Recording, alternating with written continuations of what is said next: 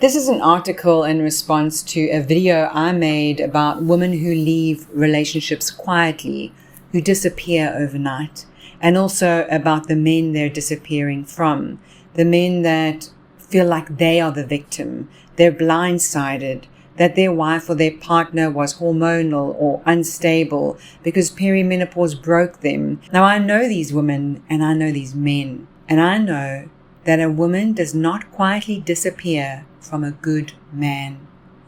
There is a version of a breakup that doesn't come with shouting or slammed doors or long emotional speeches. It comes with silence. And it's not a peaceful silence. It's the kind that arrives after everything has been said, ignored, punished, blamed, and exhausted. By the time a woman leaves a relationship in this way without a word, she has already had the conversation, just not with the man. She's had it in her head, she's had it with her friends and her nervous system, and also over and over again.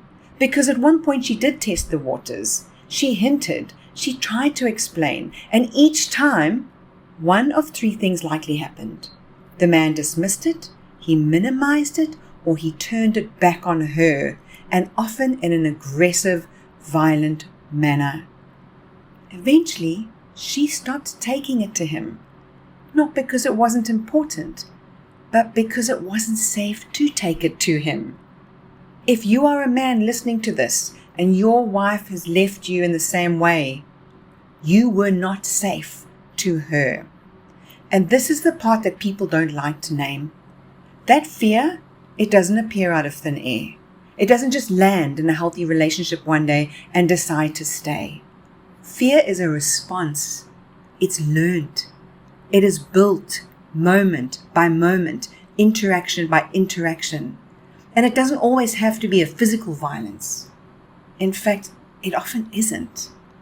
Fear comes from aggression, from the way someone reacts when challenged, from a tone that shuts things down, from the tension that fills a room when something uncomfortable is raised, from the punishment that follows honesty, whether that's anger, withdrawal, ridicule, or control. And you don't have to hit someone to teach them it's unsafe to speak. You just have to make them regret it every time they do. And so the woman adapts. She gets quieter. She gets more careful, more strategic. And then one day, she stops trying to be heard. And she starts trying to leave. And men love to rewrite this part. Oh, she blindsided me. She didn't even try. She just left out of nowhere.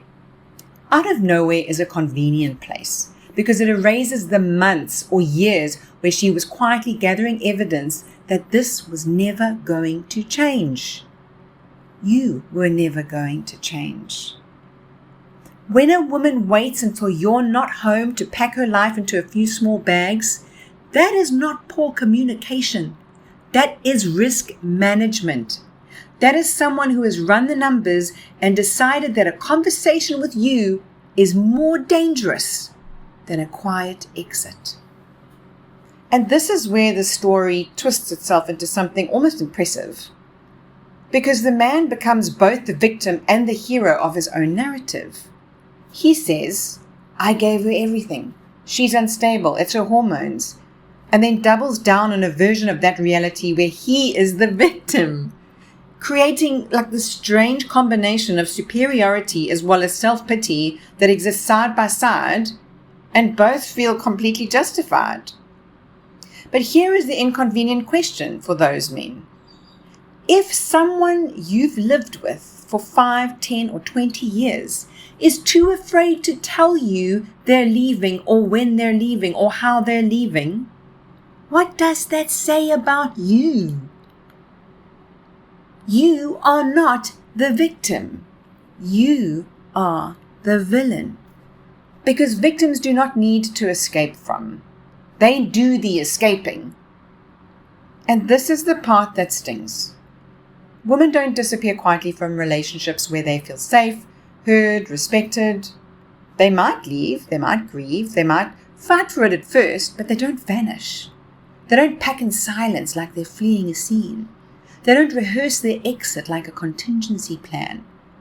That kind of leaving is reserved for environments where speaking feels pointless or dangerous. And this is the fork in the road. You can tell yourself she was crazy, she overreacted, she'll regret it. Or you can sit with the far more uncomfortable possibility that she was adapting to something you refused to see.